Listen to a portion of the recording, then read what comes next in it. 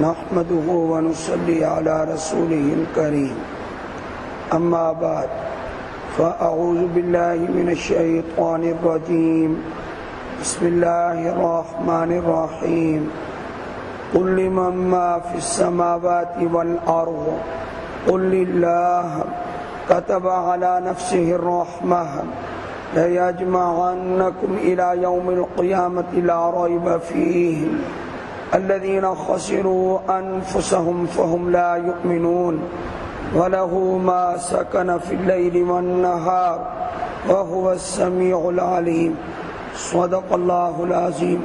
قل آپ کہہ دیں صلی اللہ علیہ وآلہ وسلم لمن کس کے لیے ہے ما فی السماوات والارض جو کچھ آسمانوں میں ہے اور زمین میں ہے. قل للہ آپ صلی اللہ علیہ وآلہ وسلم کہہ دیں اللہ کا ہے. کتب علی نفسہ الرحمہ اس نے لکھ دی ہے اپنے ذمہ رحمت. لیجمعنکم البتہ ضرور بضرور تمہیں جمع کرے گا الی یوم القیامہ قیامت کے دن میں لا ریب فیہ جس میں کوئی شک نہیں. الذین خسروا انفسہم وہ لوگ جنہوں نے اپنے آپ کو خسارے میں ڈالا. فہم لا یؤمنون بس وہ ایمان نہیں لائیں گے. وَلَهُ مَا سَكَنَ فِي اللَّيْلِ وَالنَّهَارِ اور اسی کے لیے ہے جو کچھ رہتا ہے رات میں اور دن میں. وَهُوَ السَّمِيعُ الْعَلِيمُ اور وہ سننے والا ہے جاننے والا ہے. اللہ تعالیٰ نے کافروں کو مغلوب کرنے کے لیے دلائل میں آپ علیہ السلام کو حکم دیا کہ ایک سوال کریں کافروں سے پوچھیں لمن.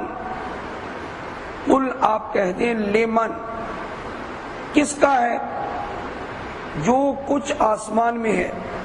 ما فی السماوات آسمان میں جتنی چیزیں ہیں یہ کس کی ہیں یہ کس نے بنائی ہیں. والارض اور زمین میں جتنی چیزیں موجود ہیں یہ سب کس نے بنائی ہیں. آسمان میں سورج ہے ستارے ہیں فرشتے ہیں ساری اوپر کی مخلوق اور نیچے یہ درخت ہیں انسان ہیں حیوانات ہیں یہ اور نہریں ہیں پہاڑ ہیں. یہ سب کچھ جو دیکھنے میں آتا ہے یہ کس کا ہے یہ کس نے بنایا. یہ 360 بت جو تم نے گاڑ رکھے ہیں ان میں سے یہ کسی کا ہے کسی نے کوئی بنایا. پوری کائنات مل کر مکی تو دور کی بات ہے مکی کا ایک پر بھی پیدا نہیں کر سکتے. مکی تو دور کی بات ہے. یہ بتاؤ یہ ہے سب کس کا. اس کا جواب قل للہ. اگر یہ کافر ضد کریں اور جواب نہ دیں پہلے تو جواب دیں گے یہ سب اللہ کا ہے. اگر یہ جواب نہ دیں تو آپ خاموش نہ رہیں. آپ کہہ دیں قل آپ کہہ دیں للہ یہ سب کچھ کس کا ہے یہ اللہ کا ہے. جب سب کچھ اللہ کا ہے تو پھر عبادت کیوں کرتے ہو بتوں کی ان کے سامنے کیوں جھکے ہوئے ہو. قل للہ یہ سب کچھ اللہ کا ہے. اللہ تعالیٰ نے فرمایا کہ اس کے علاوہ ان کے پاس کوئی جواب ہی نہیں ہے. ویسے بھی مشرکین مکہ کے بارے میں آتا ہے وہ شرک فی الخالقیت کے قائل نہیں تھے. وہ یہ سمجھتے تھے پیدا کرنے والا صرف اللہ ہے لیکن منہ اٹھا کے بتوں کے سامنے سجدہ کرتے تھے. یہ بے غیرتی تھی ان کی. غیر اللہ کو سجدہ کرنا یہ بے غیرتی ہے. یہ حمیت اسلامیہ کے خلاف ہے. پیدا کوئی کرے سجدہ کسی کو ہو رہا. جانور اللہ نے پیدا کیا اور کسی کے نام پہ ذبح کر رہے. تو اگر یہ جواب نہ دیں تو آپ کہہ دیں للہ یہ سب کچھ اللہ کا ہے. آگے فرمایا کتب علی نفسہ الرحمہ وقت ہے توبہ کر لو شرک سے توبہ کر لو بتوں کو چھوڑ دو. اگر تم توبہ کر لو گے پھر تمہیں کیا اللہ عطا کرے گا؟ اس کے بارے میں قرآن پاک میں چند جگہ یہ جملہ آیا ہے، اور یہ جملہ بڑا امید افزا ہے، امید افزا ہے۔ کتب علی نفسہ الرحمہ، اللہ وہ ہے جس نے اپنے ذمہ لکھ دیا ہے۔ کس چیز کو اپنے ذمہ لکھا ہے؟ الرحمہ، رحمت کو لکھ دیا ہے۔ اللہ نے اپنے ذمہ رحمت کو لکھ دیا ہے، توبہ کرنے والے کے لیے رحمت ہے۔ شرک میں رہو گے کوئی رحمت نہیں ہے، شرک سے توبہ کرو، باقی جو گناہ ہوں گے اللہ جل جلالہ اپنی مہربانی سے سزا دے کر یا بغیر سزا کے اللہ معاف کر دے گا، لیکن شرک والے کے لیے کوئی رحمت نہیں۔ شرک سے توبہ کرو، کتب علی نفسہ الرحمہ۔ مسلم شریف میں حدیث موجود ہے، آپ علیہ الصلوۃ والسلام نے فرمایا ساری مخلوق جب اللہ نے پیدا کر لی تو ایک نوشتہ، ایک اللہ نے تحریر اللہ نے فرشتوں کو کہا لکھو، تو ایک تحریر لکھی ہوئی ہے اور وہ ہے اللہ کے پاس۔ اللہ تعالیٰ نے اس تحریر کو اپنے پاس رکھا ہوا ہے۔ وہ تحریر ہے کیا؟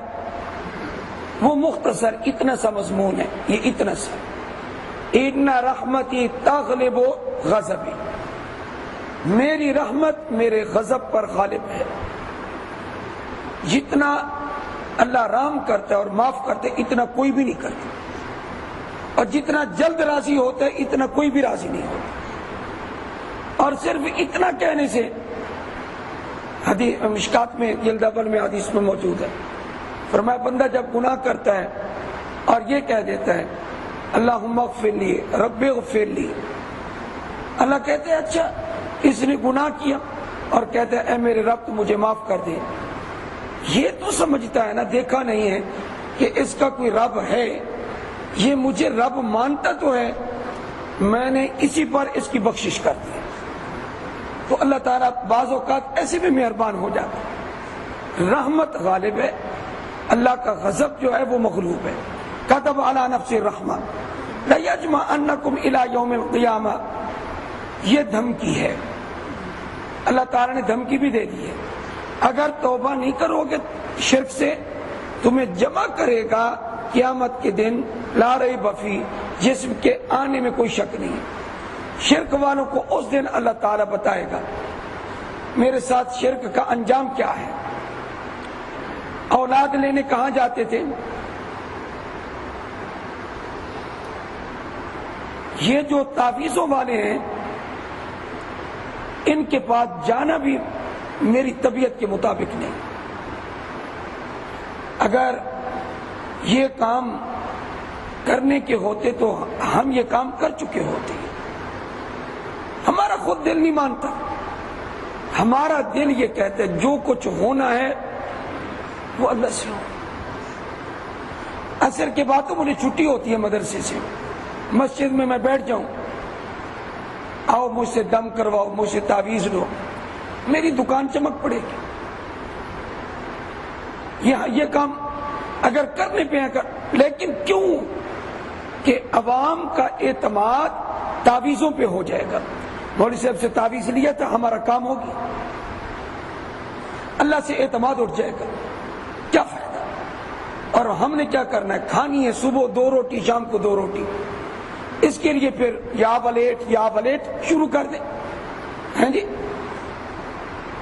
یہ چیز نہیں، عوام کا عقیدہ صحیح ہے تو آپ صحیح کام کر رہے ہیں، اگر اللہ کے در پہ آپ ان کو لا رہے ہیں، اللہ سے آپ ان کا تعلق جوڑ رہے ہیں تو آپ صحیح کام کر رہے ہیں، اگر اللہ سے ہٹا کر کوئی اور راستہ دکھا رہے ہیں تو غلط کر رہے ہیں۔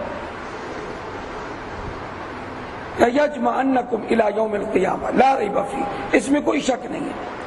الذین خسروا انفسہم، جنہوں نے اپنے آپ کو خسارے میں ڈالا، عقل سے، نظر سے، سوچ و بچار سے کام ہی نہیں لیا،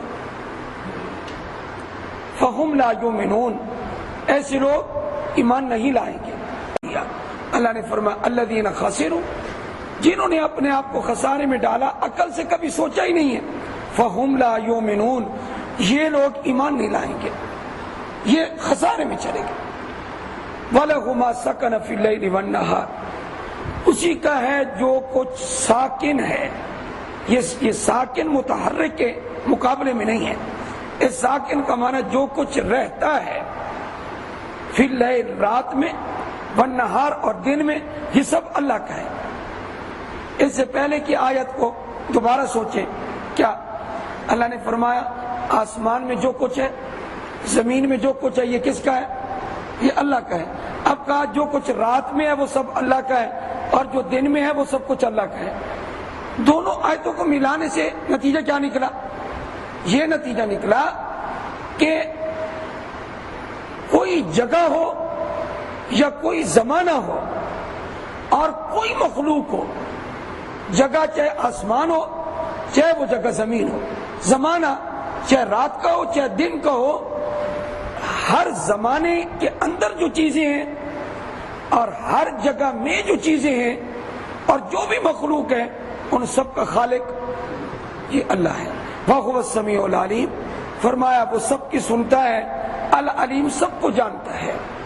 اس لیے سب کی بیک وقت سننا، اب میں تو نہیں سن سکتا، ایک آدمی بولے دوسرے دو آدمی شور کر رہے ہوں، وہ طبیعت پہ اثر پڑ جاتا ہے، یار یہ بات ہی نہیں سننے دیتے۔ چھوٹے چھوٹے بچوں کو مساجد میں لاتے ہیں اور وہ بچوں کا کام کیا ہوتا ہے؟ اللہ اکبر امام نے کی، وہ صفوں میں بھاگنا شروع کر دیتے، وہ آپس میں بولنا شروع کر دیتے۔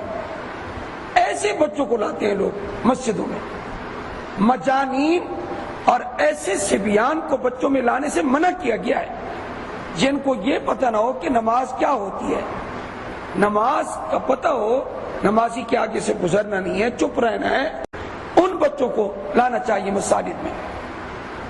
ورنہ اتنے چھوٹے بچے جن کو نماز کا علم نہیں، شور مچاتے ہیں، اور شور وہ کب شروع کریں گے؟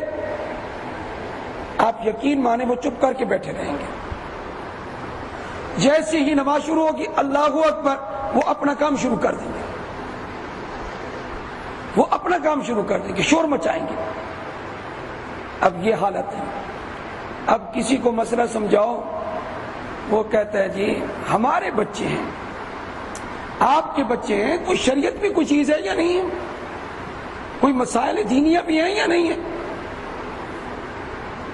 وَهُوَ السَّمِيعُ الْعَلِيمُ۔ تو میں یہ عرض کر رہا تھا، اگر ایک بھی کہیں سے آواز آ جائے ہماری طبیعت پہ اثر پڑ جاتا ہے کہ دیکھو اس نے یعنی یہ بولنا شروع کر دیا، ہم بات کر رہے ہیں، لیکن ایک رب ہے، جتنے کوئی شور مچانے والے ہیں بیک وقت سب کی آوازوں کو سنتا بھی ہے، سب کی نیتوں کو جانتا بھی ہے، سب آوازوں کو سن لیتا ہے۔